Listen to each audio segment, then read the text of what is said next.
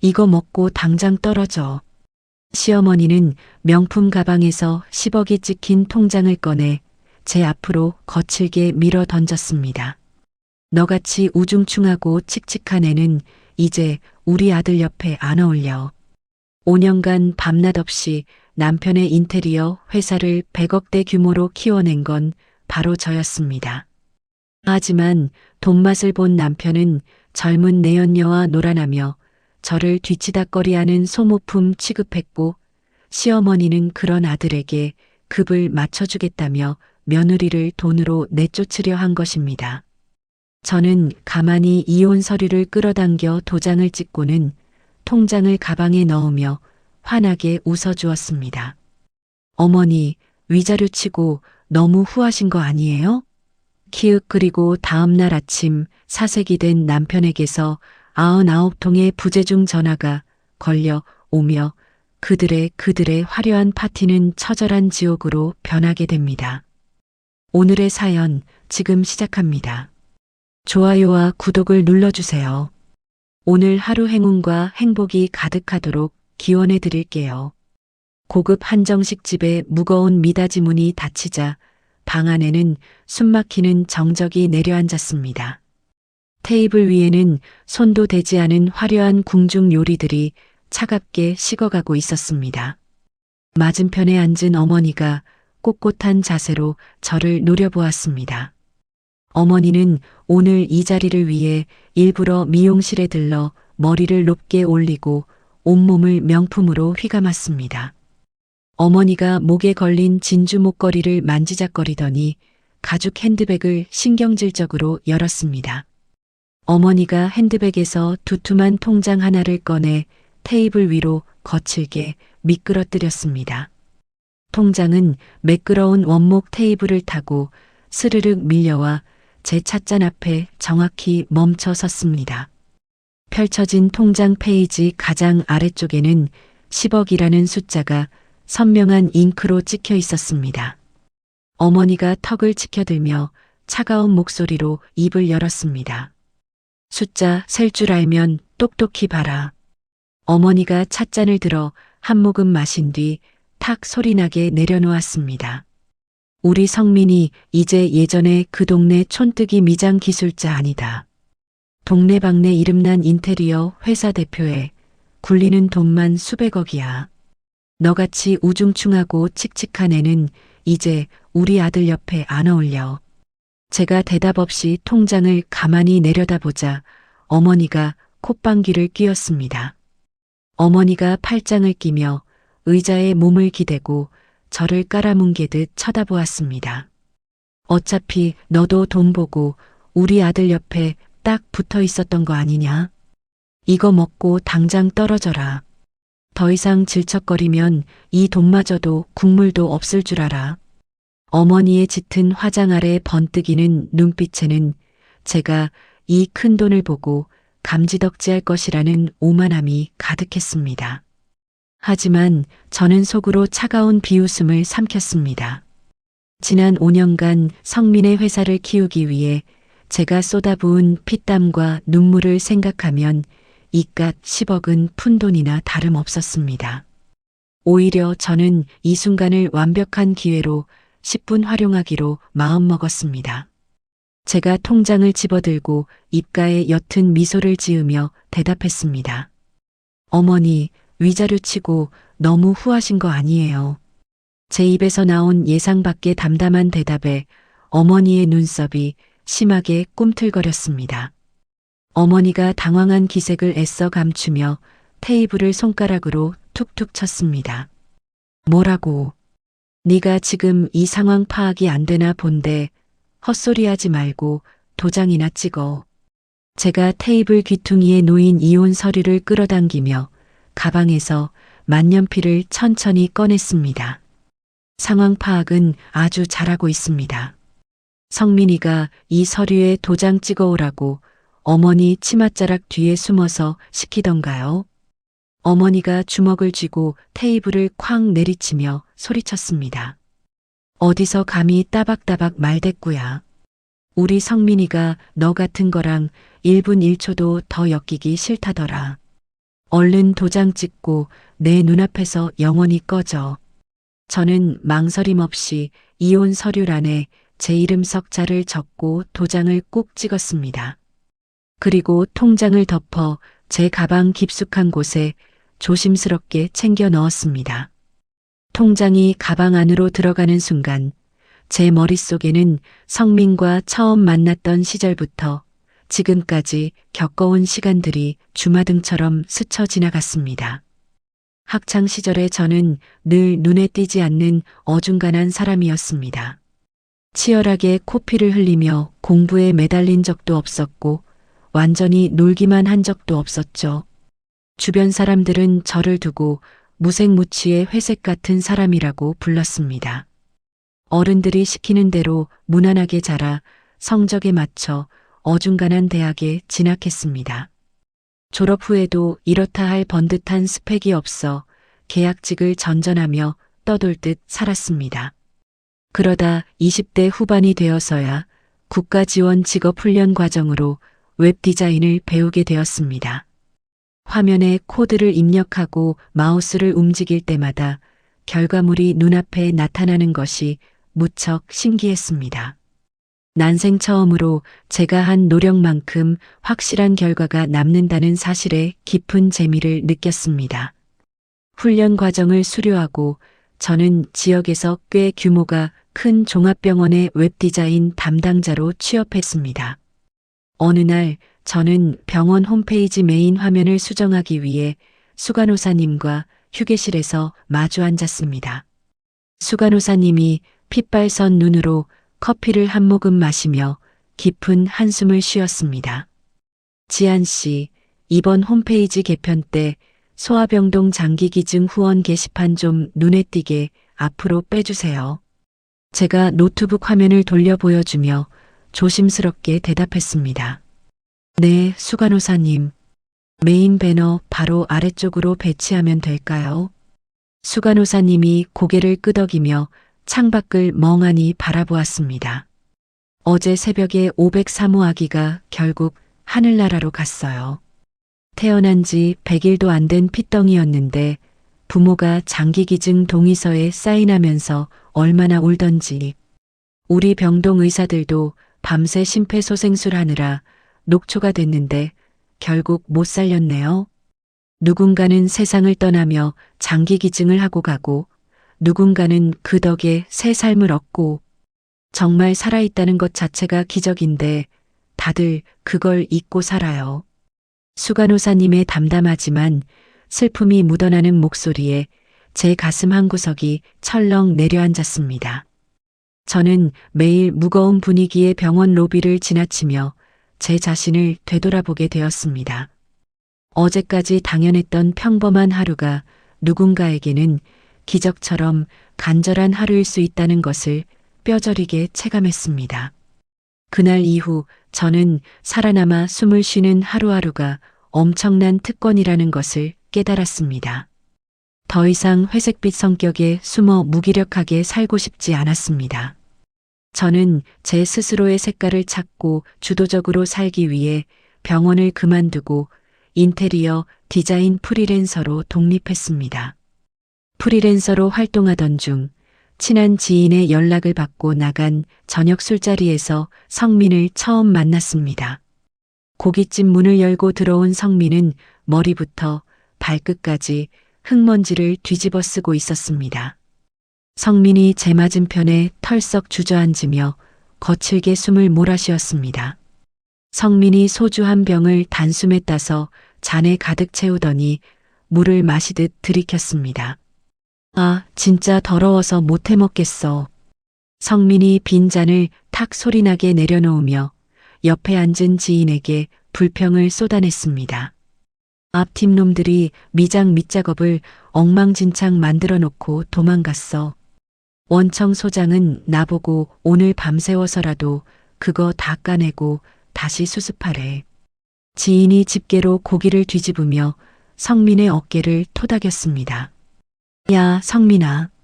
네가 이 바닥에서 미장 솜씨 제일 깔끔한 거 소장도 아니까 너한테 맡기는 거잖아. 성민이 덜 익은 삼겹살을 젓가락으로 푹 찌르며 짜증스러운 목소리로 대답했습니다. 솜씨 좋으면 뭐해? 맨날 남 밑에서 하청에 하청만 받아서 일해도 남는 게 하나도 없는데. 이번 달도 자재비 떼고 나면 내 손에 쥐는 건 쥐꼬리만 해. 저는 성민의 투박하지만 굳은 살 박인 손을 유심히 바라보았습니다. 지인들이 담배를 피우러 고깃집 밖으로 나갔을 때 저는 성민에게 당차게 말을 건넸습니다. 우리 동갑이니까 말 편하게 할게. 너 솜씨가 그렇게 좋은데 왜 계속 남 밑에서 억울하게 뒤치다꺼리만 해? 성민이 남은 소주를 털어넣으며 입맛을 다셨습니다. 그럼 어떡해? 내가 배운 게 막노동뿐이고 영업 뛰는 건 하나도 할 줄 모르는데. 제 머릿속에서 번쩍이는 아이디어가 떠올랐습니다. 제가 성민을 향해 몸을 조금 기울이며 또렷한 목소리로 말했습니다. 성민아, 평생 그렇게 남 밑에서 일할 거야. 네가 맨날 남이 망친 거 수습만 하는 거 보기 싫어. 우리 같이 제대로 한번 일해볼래? 성민이 놀란 표정으로 눈을 동그랗게 뜨며 되물었습니다. 같이 일하자고. 너는 컴퓨터로 디자인하는 사람이고 나는 현장직인데 어떻게 같이 일을 해? 제가 핸드폰을 꺼내 인테리어 도면과 견적서를 성민의 눈앞에 보여주었습니다. 내가 고객 만나서 디자인 방향 잡고 견적서 뽑고 홍보까지 다 할게. 너는 그 확실한 기술 살려서 현장 총괄만 맡아. 더 이상 남의 밑에서 하청받지 말고 우리 이름 걸고 진짜 우리 사업을 해보자. 성민의 눈동자가 심하게 흔들렸습니다. 성민이 마른 침을 꿀꺽 삼키며 물었습니다. 정말 그게 가능할까? 제가 확신에 찬 목소리로 대답했습니다. 내가 반드시 그렇게 만들어줄게. 그날 고깃집에서의 굳은 약속은 저희 두 사람을 부부의 연으로 묶어주었습니다. 우리는 결혼과 동시에 작은 인테리어 업체를 창업하고 밤낮 없이 현장을 뛰었습니다. 다시 현실로 돌아온 저는 고급 한정식 집의 화려한 조명 아래 앉아 있었습니다. 어머니가 자리에서 일어나며 비웃음 섞인 목소리로 저를 향해 쏘아붙였습니다. 이혼 서류는 내가 내일 당장 법원에 접수할 거다. 너는 오늘 당장 그 집에서 짐 빼서 나가. 저는 가방 지퍼를 천천히 올리며 자리에서 조용히 일어났습니다. 어머니의 입가에는 비열한 미소가 걸려 있었습니다. 저는 그 미소를 마주보며 똑같이 환하게 웃어주었습니다. 걱정 마세요, 어머니. 어머니가 주신 이 귀한 위자료, 제 살길 찾는데 아주 유용하게 잘 쓰겠습니다. 저는 어머니를 향해 가볍게 목례를 하고 몸을 돌려 방을 빠져나왔습니다. 한정식집 밖으로 나오자 차가운 밤 공기가 뺨을 스쳤습니다. 저는 길가에 서서 가방을 열고 다시 한번 10억이 찍힌 통장을 내려다보았습니다. 어머니와 성민은 이 돈으로 제 입을 막았다고 굳게 믿고 있을 겁니다. 하지만 두 사람은 제가 회사의 핵심 기술 특허를 모두 제 명의로 돌려놓았다는 사실을 전혀 모르고 있습니다. 택시 한 대가 제 앞에 미끄러지듯 멈춰 섰습니다. 제가 뒷좌석 문을 열고 차에 올라타며 기사님께 말했습니다. 강남역 사거리로 가주세요. 더 이상 어중간하게 살던 회색빛의 지안이는 없습니다. 무릎 위에 올려둔 가방 속 통장의 묵직한 질감이 손끝에 선명하게 닿았습니다. 5년이라는 시간은 참으로 많은 것을 바꾸어 놓았습니다. 동네의 낡은 상가 구석에서 시작했던 작은 실내 장식 점포는 어느새 번화가 한가운데 자리 잡은 번듯한 중소기업으로 성장했습니다. 밤낮 없이 도면을 그리고 자재를 나르며 흘린 땀방울은 연 매출 100억이라는 화려한 숫자로 돌아왔습니다. 하지만 회사의 덩치가 커지고 통장에 찍히는 숫자가 늘어날수록 성민은 점점 다른 사람이 되어갔습니다. 현장에서 먼지를 뒤집어 쓰고 땀을 흘리던 순박한 청년은 온데간데 없어졌습니다. 성민은 값비싼 시계로 손목을 감싸고 외제차를 몰며 밖으로 겉돌기 시작했습니다. 회사의 실질적인 계약 체결부터 도면, 설계, 자재 발주, 고객 불만 처리까지 모든 굳은 일은 오롯이 제 몫이었습니다. 점심시간이 훌쩍 지난 오후 사무실 자동문이 요란하게 열리며 어머니가 들어왔습니다. 어머니는 양손에 유명 상표가 크게 박힌 종이 가방을 들고 있었습니다. 직원들이 자리에서 일어나 꾸벅 인사를 하자 어머니가 턱을 빳빳하게 쳐들고 사무실을 훑어보았습니다. 어머니가 제 책상 앞으로 다가와 종이 가방을 소리나게 내려놓았습니다. 아이고, 우리 아들 덕분에 다들 이런 시원한 곳에서 편하게 일하네. 제가 자리에서 일어나 억지로 입꼬리를 올리며 인사했습니다. 어머니, 오셨어요.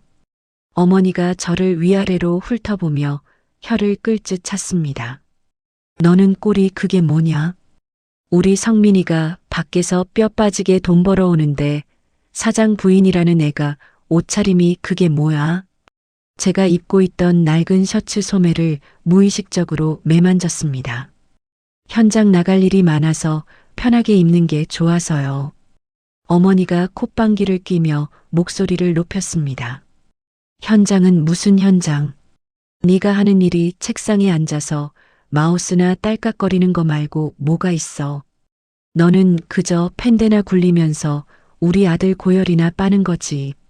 사무실에 있던 직원들이 숨을 죽이고 눈치를 살피는 것이 느껴졌습니다. 얼굴이 화끈거리고 주먹이 꽉 쥐어졌지만 저는 입술을 깨물며 참았습니다. 어머니, 직원들 듣는데 말씀이 너무 심하세요. 어머니가 제 말을 자르며 삿대질을 했습니다. 틀린 말 했냐? 우리 아들이 머리 좋고 기술 좋아서 이만큼 키워놓은 회사야. 너는 다 차려진 밥상에 숟가락만 얹은 주제에 어디서 며느리 노릇, 사모님 노릇을 하려고 들어. 어머니는 제게 모욕적인 말들을 쏟아내고는 사장실로 쏙 들어가 버렸습니다. 저는 자리에 털썩 주저앉아 붉어진 눈시울을 손등으로 꾹 눌렀습니다. 그날 저녁 텅 빈 사장실 소파에 다리를 꼬고 앉아있던 성민이 골프 가방을 바닥에 집어 던지며 들어왔습니다. 얼굴이 붉게 달아오른 성민은 술 냄새를 훅 풍기며 넥타이를 거칠게 풀어 헤쳤습니다. 제가 성민의 앞으로 다가가 책상 위에 법인 카드 결제 내역서를 탁 내려놓았습니다. 너 오늘 하루 종일 어디 있었어? 오후에 자재 결제해야 하는데 연락도 안 되고. 성민이 소파에 몸을 깊숙이 기대며 귀찮다는 듯이 대답했습니다. 아, 피곤하게 진짜. 거래처 사장들이랑 공치고 밥 좀 먹었다. 내가 밖에서 인맥 쌓고 영업을 띄워줘야 회사가 돌아갈 거 아니야. 제가 결제 내역서의 한 부분을 손가락으로 짚으며 목소리를 깔았습니다. 영업을 백화점 여성복 매장이랑 고급 피부과에서 해. 이 결제 내역들 다 뭐야? 성민의 눈동자가 잠시 흔들리는가 싶더니 이내 뻔뻔하게 고개를 치켜들었습니다. 사업하다 보면 사모님들한테 선물할 때가 한두 군데인 줄 알아. 네가 집구석이랑 사무실에만 처박혀 있으니까 세상 돌아가는 꼴을 모르는 거지. 제가 기가 막혀 헛웃음을 쳤습니다. 내가 왜 사무실에 처박혀 있는데? 네가 싸질러 놓은 결함 수습하고 밀린 서류 처리하느라 나 하루에 3시간도 못 자. 어머니가 오늘 사무실 와서 직원들 앞에서 나한테 무슨 소리 했는지 알아? 성민이 짜증스럽게 머리를 헝클어뜨리며 소리쳤습니다. 어머니가 틀린 말했어. 결국 이 회사 간판은 나야. 사람들이 다 내 이름 보고 계약하는 거라고. 너는 그냥 내가 벌어오는 돈으로 집에서 편하게 쉬면 되잖아. 성민의 말에 제 가슴 속에서 무언가 산산조각이 나는 소리가 들렸습니다. 그동안 남편을 훌륭한 사장으로 만들기 위해 제 모든 것을 갈아 넣었던 5년의 시간이 처참하게 부정당하는 순간이었습니다. 저는 성민의 뻔뻔한 얼굴을 노려보며 숨을 깊게 들이마셨습니다. 그래, 내 말이 맞아. 너는 밖에 나가서 훌륭한 사장님 노릇이나 계속해. 나는 내 할 일 할 테니까. 성민은 제 차가운 태도에 코웃음을 치더니 그대로 사장실 문을 쾅 닫고 나가버렸습니다. 회사에도 집에도 제가 마음 편히 쉴 곳은 단 한 군데도 없었습니다. 끝없는 고립감과 배신감이 저를 짙은 어둠 속으로 끌어내렸습니다.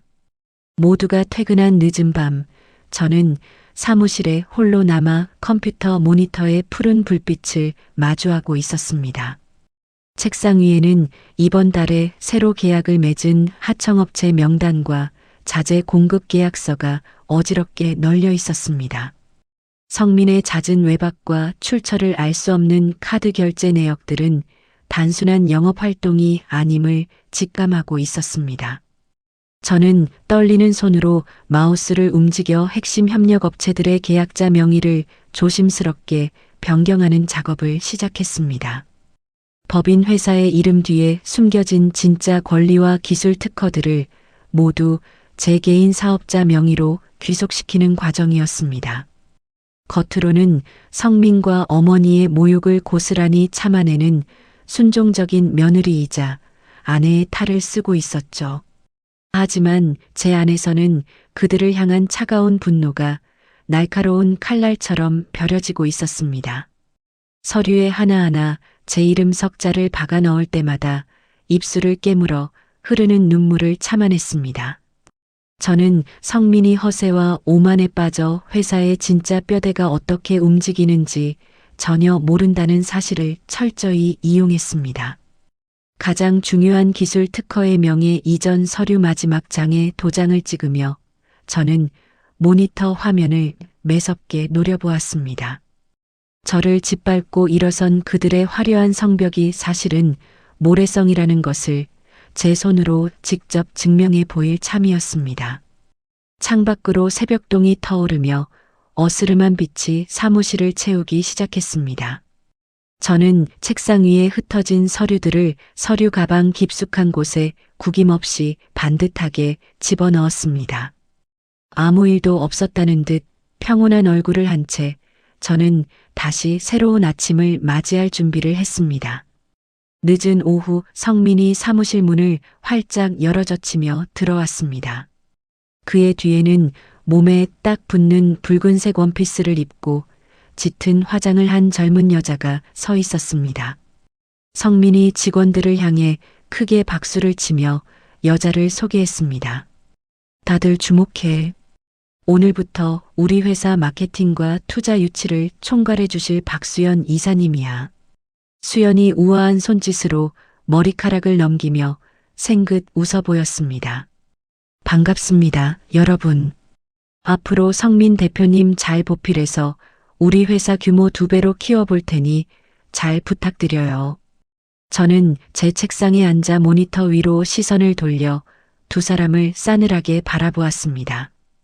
성민이 저와 눈이 마주치자 흠칫 놀라더니 이내 어깨를 으쓱하며 제 쪽으로 걸어왔습니다.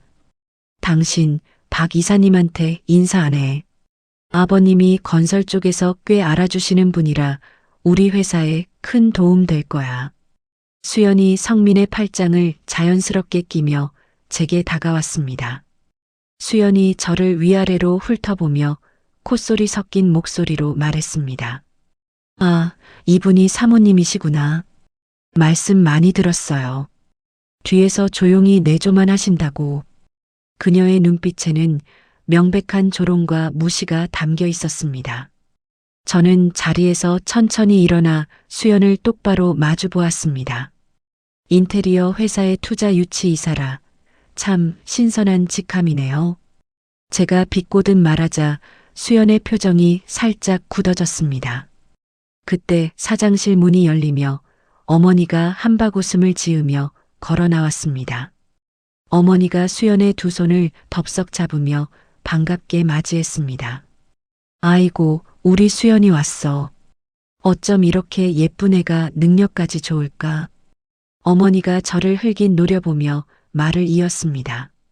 누구랑은 참 다르게 싹싹하고 애교도 많아서 내가 아주 며느리 삼고 싶어. 시어머니가 내 연녀의 존재를 이미 알고 있었고 오히려 그녀의 배경을 탐내며 밀어주고 있었다는 사실에 피가 거꾸로 솟았습니다. 5년간 바친 내 청춘이 다른 여자의 자리표로 대체되는 것을 보며 깊은 배신감과 비참함에 빠졌습니다. 며칠 뒤 회사에 엄청난 기회가 찾아왔습니다.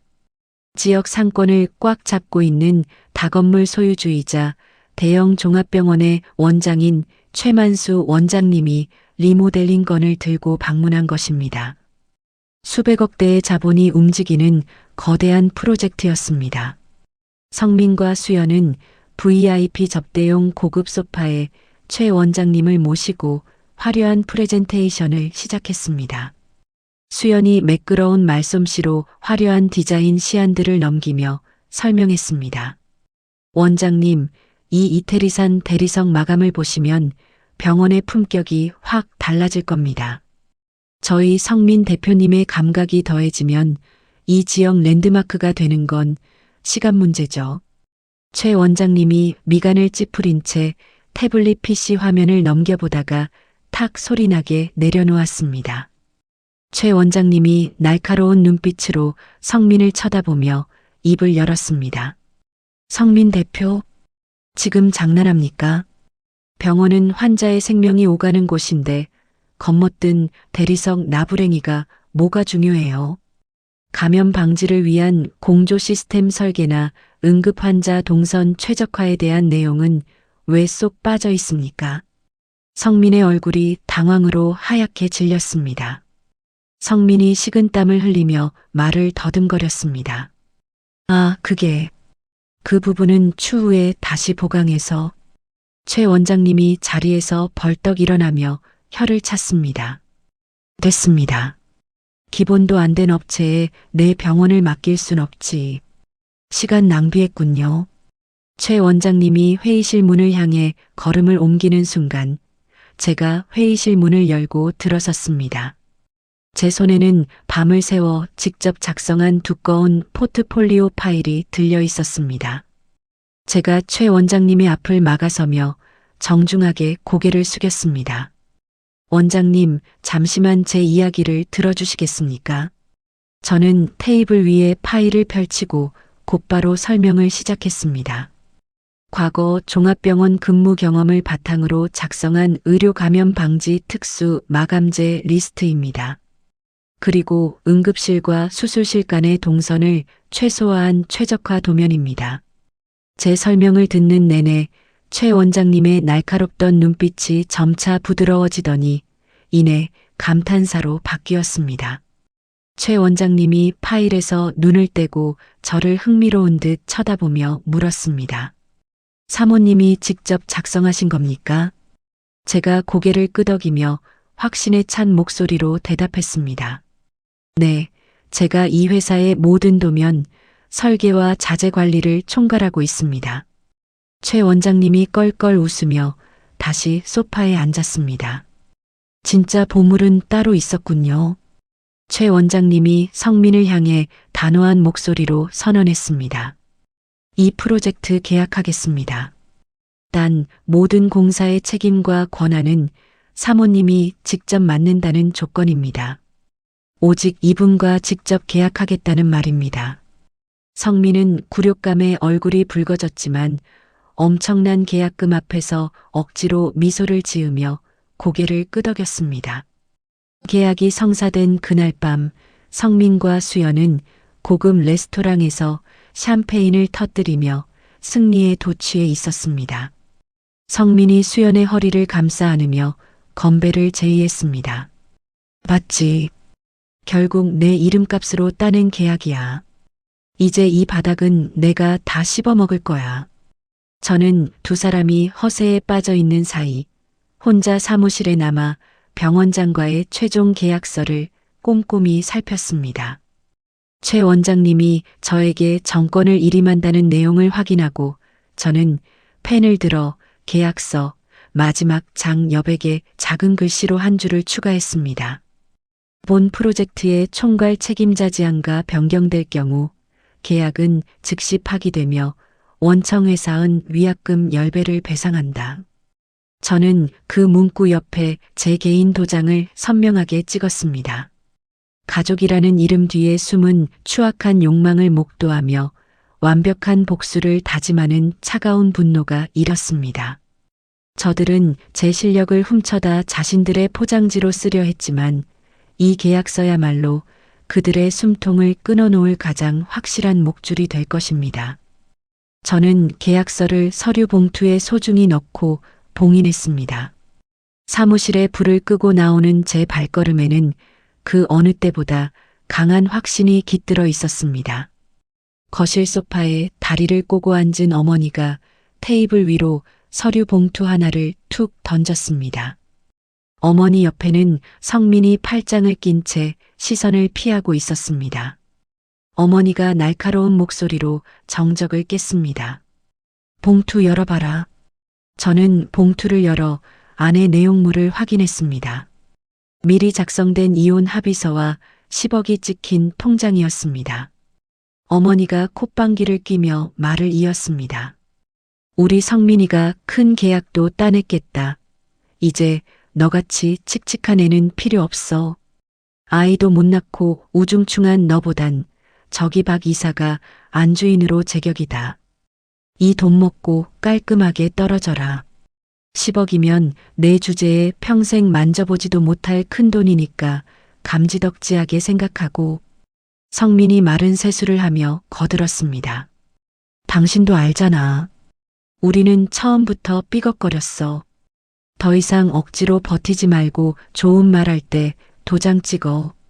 두 사람의 뻔뻔함에 헛웃음이 나왔습니다. 저를 철저히 소모품 취급하며 내쫓으려는 그들의 계획에 절망감이 닥칠 뻔했습니다. 하지만 저는 이미 모든 대비를 마친 상태였습니다. 저는 겉으로는 충격받은 척 입술을 파르르 떨며 자리에서 일어났습니다. 제가 눈에 고인 눈물을 소매로 닦아내며 떨리는 목소리로 말했습니다. 생각할 시간을 주세요.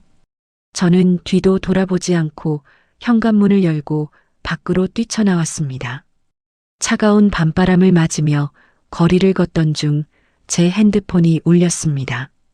액정 화면에는 최만수 원장님이라는 이름이 떠 있었습니다. 제가 떨리는 목소리를 가다듬고 전화를 받았습니다. 네, 원장님. 핸드폰 너머로 최 원장님의 중후하고 차분한 목소리가 들려왔습니다. 지안 씨, 혹시 지금 시간 괜찮습니까?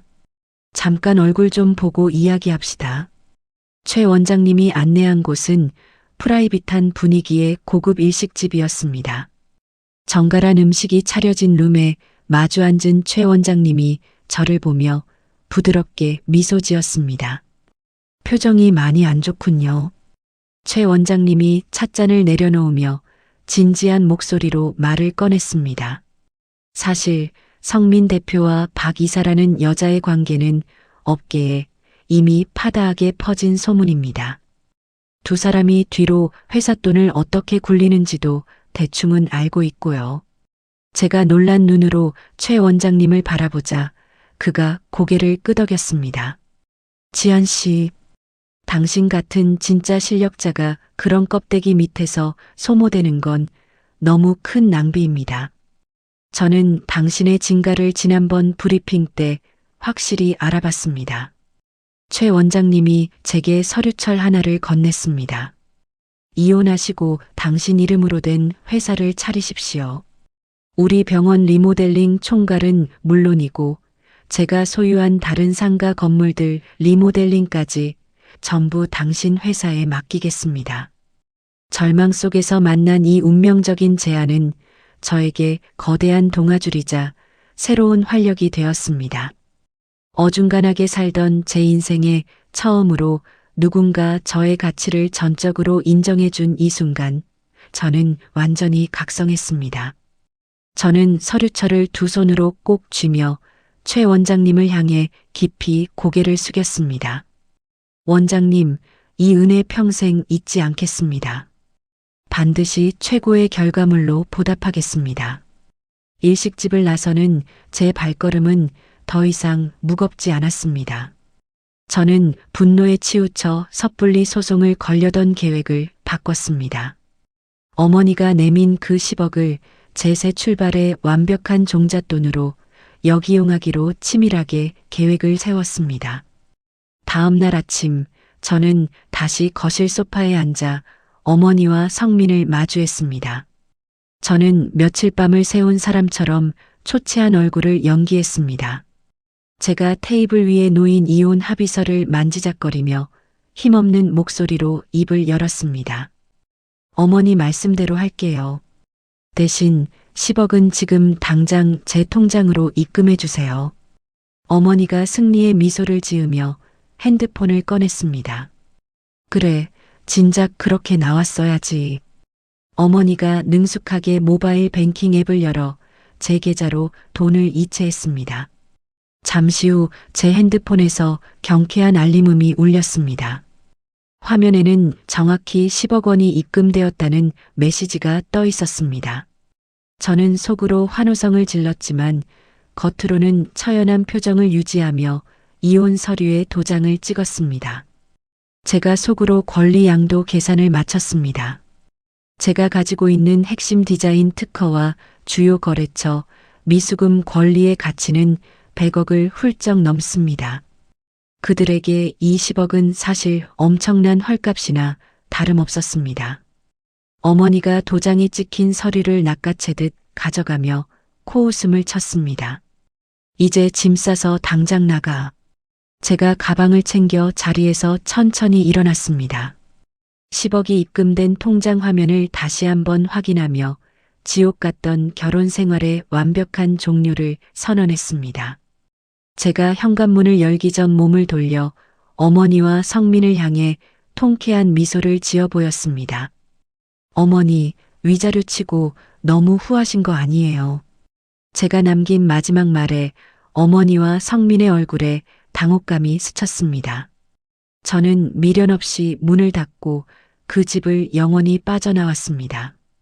현관문이 닫히는 둔탁한 소리와 함께 제 어깨를 짓누르던 무거운 짐이 한순간에 증발해버린 듯 했습니다.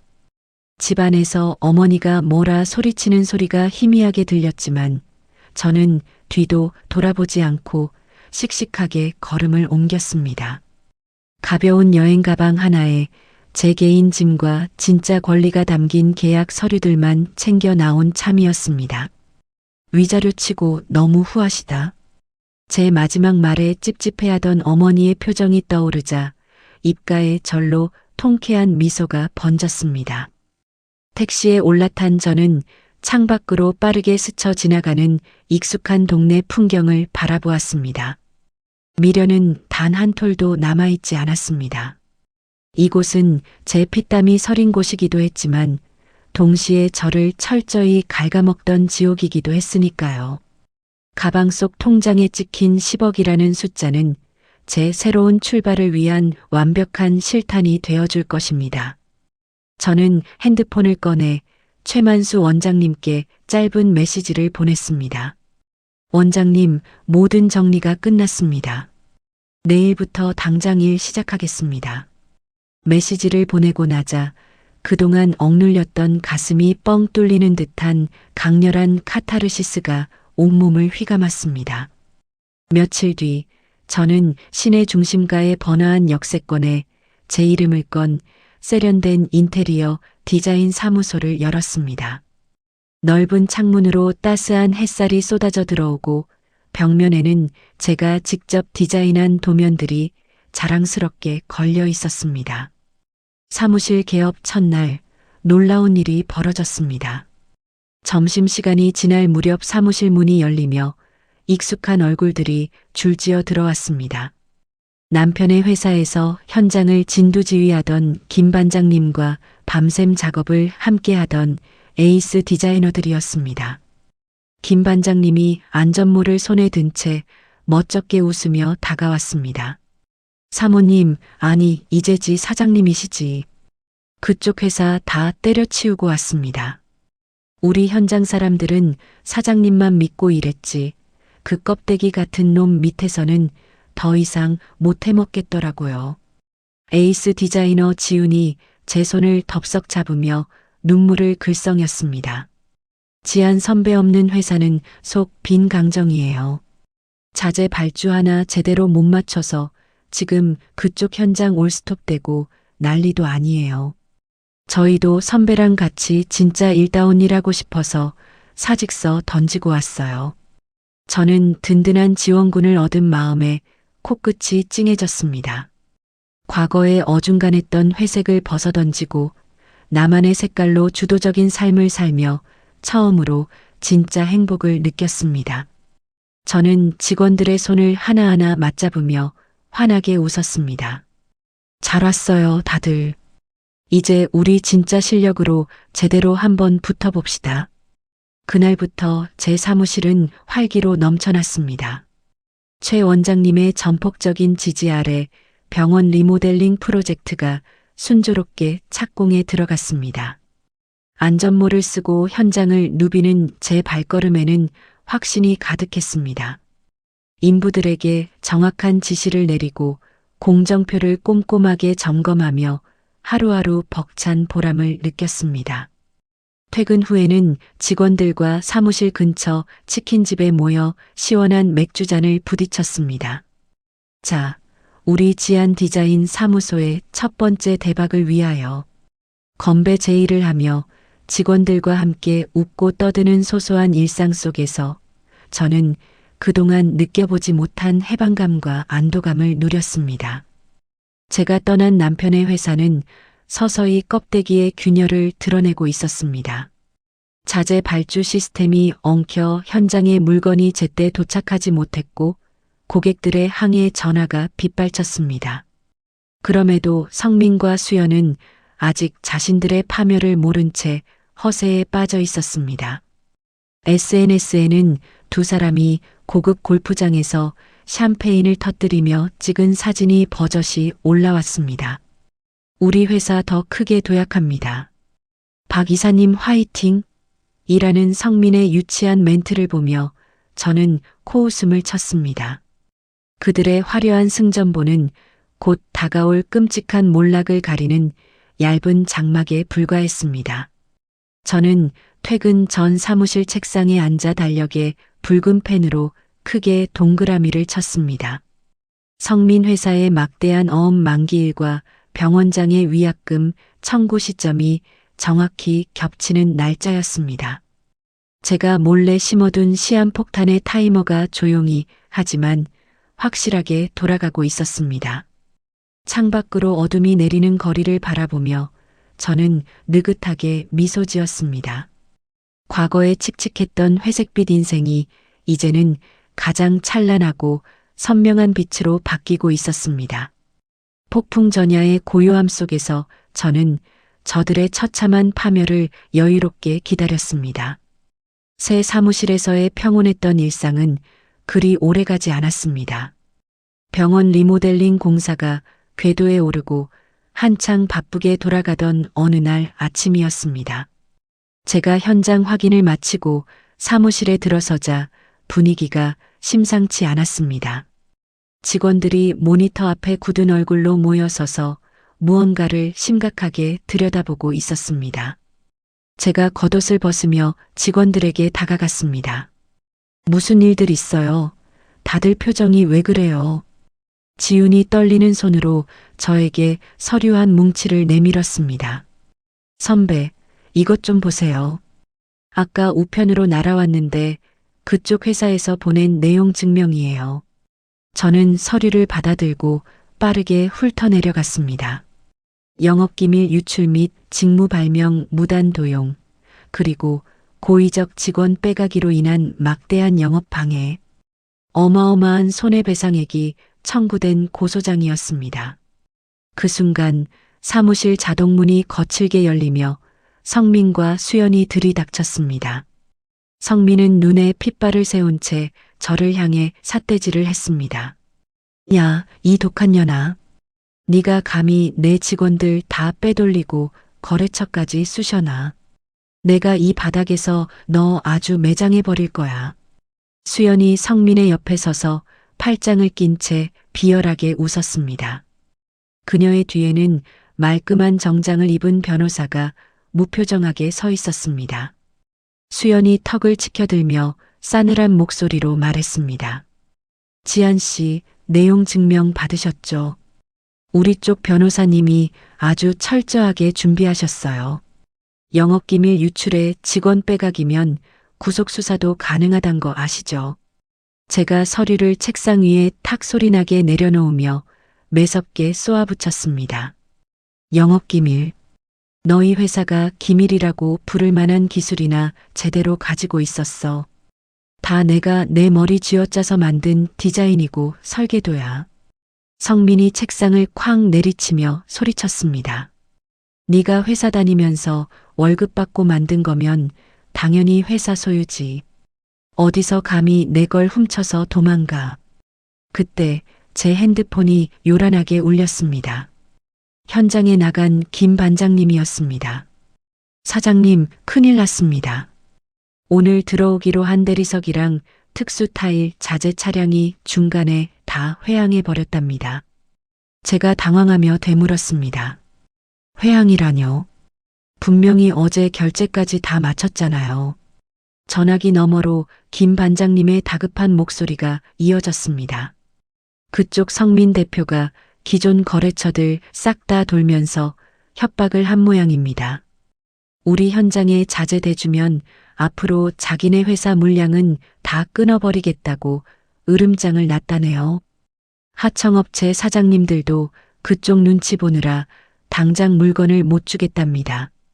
현장 마비 위기였습니다. 자재가 들어오지 않으면 당장 오늘 오후부터 인부들이 손을 놓아야 했고 하루하루가 돈인 공사 기일은 걷잡을 수 없이 밀리게 될 것입니다. 저에게 기회를 준 최 원장님께 막대한 피해를 줄 수도 있다는 생각에 눈앞이 아찔해졌습니다. 성민이 제 통화 내용을 들었는지 조롱하듯 웃음을 터뜨렸습니다. 어때? 꼴 좋지. 이 바닥 인맥이 다 내 밑에 있는데 네가 뭐 어쩔 건데. 위자료로 뜯어간 10억 당장 토해내고 내 밑으로 들어와서 하청이나 해. 그러면 내가 인심 써서 고소는 취하해 주마. 수연도 한몫 거들며 나섰습니다. 사모님, 아니 지한 씨. 저희 아빠가 구청 인허가 쪽 공무원들 다 꽉 잡고 있는 거 아시죠? 제가 전화 한 통만 돌리면 그 병원 공사 먼지 핑계로 당장 중지시킬 수도 있어요. 좋은 말 할 때 알아서 기세요. 모든 것을 제 힘으로 극복했다고 믿었던 순간 닥친 이 두 번째 위기는 저를 다시 한번 벼랑 끝으로 몰았습니다. 설상가상으로 사무실 밖이 소란스러워지더니 어머니가 경찰 2명을 대동하고 들이닥쳤습니다. 어머니가 사무실 로비 바닥에 털썩 주저앉아 가슴을 치며 통곡하기 시작했습니다. 아이고, 경찰 양반. 이 독사 같은 년이 우리 아들 피 같은 돈 10억을 사기쳐서 도망갔어요. 이 사무실도 다 내 돈으로 차린 거니까 당장 싹 다 압류해 주세요. 직원들이 어쩔 줄 몰라 웅성거리고 경찰들이 당황하며 상황을 수습하려 진땀을 뺐습니다. 사무실은 순식간에 아수라장이 되었습니다. 저는 성민의 뻔뻔한 조롱과 시어머니의 억지스러운 통곡, 그리고 당장 멈춰버린 현장의 압박 속에서 피가 마르는 듯한 극도의 긴장감을 느꼈습니다. 이 악랄한 시댁 식구들의 바닥없는 탐욕에 치가 떨렸습니다. 제가 가진 증거들만으로는 법적 공방이 길어질 테고 그 사이 제 새 회사는 자금 압박과 공기 지연으로 먼저 무너질 수도 있다는 초조함이 덮쳤습니다. 아무리 철저히 준비했어도 힘도 빽도 없는 제가 저들의 막가파식 권력을 이길 수 있을까 잠시 두려움에 떨었습니다. 성민과 수연은 승리감에 도취해 제 사무실을 쑥대밭으로 만들고 의기양양하게 돌아갔습니다. 어머니도 경찰들의 제지로 억지로 끌려나가며 끝까지 저주를 퍼부었습니다. 모두가 떠나고 엉망이 된 사무실에 홀로 남은 저는 억울함과 분노에 눈물이 왈칵 쏟아졌습니다. 하지만 저는 눈물을 삼키며 책상 위에 던져진 고소장을 꽉 움켜쥐었습니다. 고소장에 적힌 영업기밀이라는 단어가 제 시야에 강렬하게 꽂혔습니다. 저는 그 단어를 보는 순간 머릿속이 차갑게 가라앉으며 제가 숨겨둔 가장 치명적인 독가시를 터뜨릴 완벽한 명분을 찾았습니다. 저들이 스스로 파놓은 무덤에 그들을 완벽하게 밀어넣을 시간이 다가오고 있었습니다. 저는 다음 날 아침 일찍 지역 호텔의 커다란 연회장을 빌렸습니다. 저를 도와주기로 한 최 원장님의 인맥이 닿은 지역 언론사 기자들과 남편 회사의 주요 하청업체 대표들, 그리고 VIP 클라이언트들을 모두 초대했습니다. 무대 중앙에 선 제 뒤로 커다란 스크린이 내려와 있었습니다.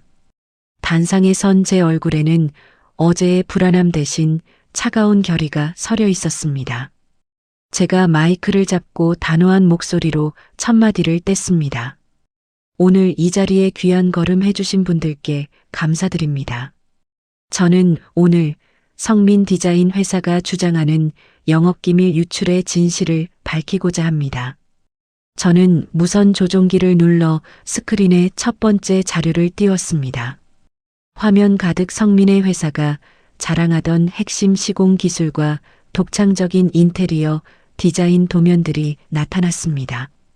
그리고 그 자료들 위로 법적으로 공증받은 특허권자의 이름이 선명하게 확대되었습니다. 특허권자 이지한. 장내에 모인 사람들이 웅성거리기 시작했습니다. 제가 차분하게 설명을 이어갔습니다. 성민 대표가 그동안 자신의 이름값이라며 내세웠던 모든 기술과 디자인의 원천 권리는 저에게 있습니다. 저는 퇴사 전 이미 모든 권리를 제 명의로 정당하게 돌려놓았습니다. 따라서 제가 영업기밀을 유출한 것이 아니라 성민 대표 측이 오히려 제 특허를 무단으로 도용하고 있었던 것입니다. 저는 스크린을 넘겨 두 번째 자료를 보여주었습니다. 성민과 수연이 법인 카드를 사적으로 유용한 내역, 그리고 하청업체들에게 줘야 할 대금을 뒤로 빼돌린 배임 횡령 장부의 사본이었습니다. 성민 회사는 겉만 번지르르 할 뿐 속은 이렇게 썩어 문드러져 있었습니다. 저는 오늘 이 자리에서 성민 측에 천문학적인 특허 무단 사용료를 청구할 것임을 공식적으로 밝힙니다. 아울러 횡령 및 배임 혐의에 대한 모든 증거 자료를 방금 전 경찰과 세무서에 투척했습니다. 설명에는 그야말로 반전의 연속이었고 장례는 발칵 뒤집혔습니다. 하청업체 대표들은 배신감에 주먹을 쥐고 당장 밀린 대금을 받아내겠다며 소리쳤습니다. 가장 뒷자리에 앉아있던 최 원장님이 자리에서 일어나 중후한 목소리로 장례를 정리했습니다. 다들 진정하십시오. 성민 회사의 협박 때문에 우리 집 사장님 현장에 자재를 못 대주겠다는 분들 걱정 마십시오. 제가 직접 수입 루트 뚫어서 최고급 자재로 다 대겠습니다. 그리고 우리 병원을 비롯한 여러 원장님들은 성민 회사와의 계약서에 명시된 책임자 변경 조항을 근거로 오늘부로 성민 측에 10배의 위약금을 청구하는 내용 증명을 발송했습니다. 최 원장님의 한마디에 하청업체 대표들은 안도의 한숨을 내쉬며 고개를 끄덕였습니다. 모든 진실이 어깨에 낱낱이 까발려진 순간이었습니다. 저들은 제 실력을 훔치려다 오히려 완벽하게 발가벗겨진 꼴이 되었습니다. 다음 날 아침 창밖으로 눈부신 아침 햇살이 쏟아져 들어오고 있었습니다. 저는 커피 한 잔을 내리며 여유롭게 핸드폰을 켰습니다. 액정 화면을 가득 채운 빨간색 숫자 99가 가장 먼저 눈에 들어왔습니다. 부재중 전화 99통.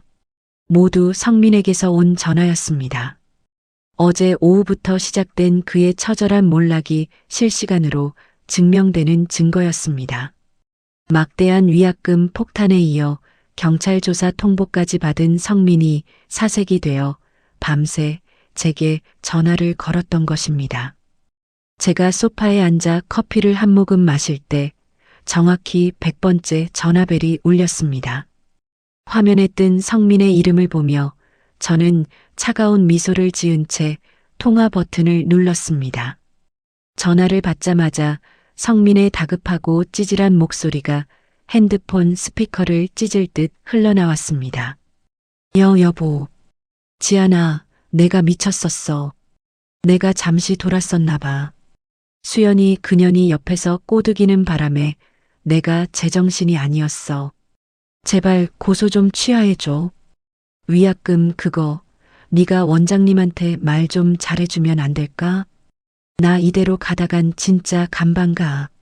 성민은 울음 섞인 목소리로 코를 훌쩍거리며 애원했습니다. 저는 성민의 구차한 변명을 가만히 듣고 있다가 단호하고 싸늘한 목소리로 일갈했습니다. 여보라니 누구 마음대로 여보야. 남의 특허 훔쳐 쓴 사기꾼 씨.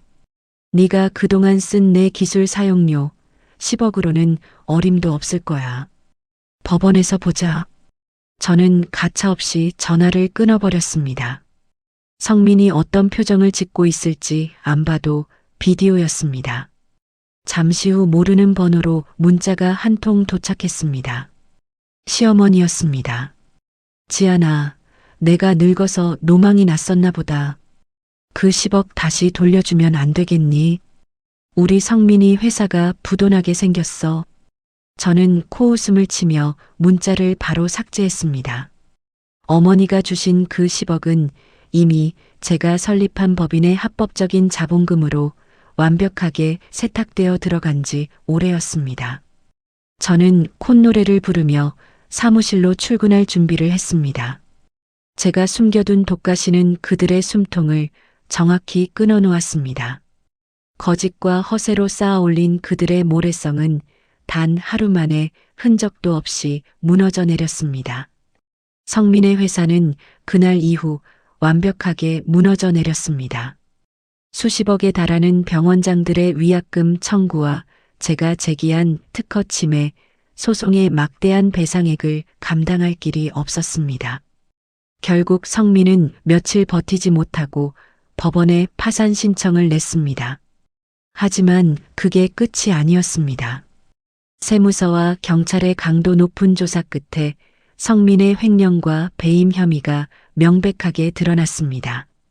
성민은 신용불량자로 전락한 것도 모자라 회사 자금을 빼돌린 죄로 실형을 피하기 어려워 보였습니다. 허영심에 가득 차 성민의 곁에 찰거머리처럼 붙어있던 수연의 결말도 비참했습니다. 그녀는 성민이 빚더미에 앉고 회사가 공중분해될 위기에 처하자 본색을 드러냈습니다. 수연은 성민이 리스한 외제차를 몰래 중고차 시장에 헐값으로 팔아넘기고 그 길로 야반도주를 해버렸습니다. 성민은 텅 빈 사무실에 앉아 수연에게 전화를 걸었지만 없는 번호라는 건조한 안내음만 허공을 맴돌았다고 합니다. 시어머니의 최후도 다르지 않았습니다. 늘 아들 자랑을 입에 달고 살며 저를 벌레 취급했던 시어머니는 성민이 구속수사를 받게 되자 큰 충격으로 쓰러졌습니다. 자랑스럽게 살던 넓고 화려한 아파트는 은행 대출 이자를 막지 못해 경매로 넘어갔습니다. 결국 시어머니는 평생 무시하던 철거 직전에 낡은 다세대 주택 단칸방으로 쫓겨나듯 이사를 가야만 했습니다. 그녀가 애지중지하던 명품 가방과 보석들은 빚쟁이들에게 압류당해 산산조각이 났습니다.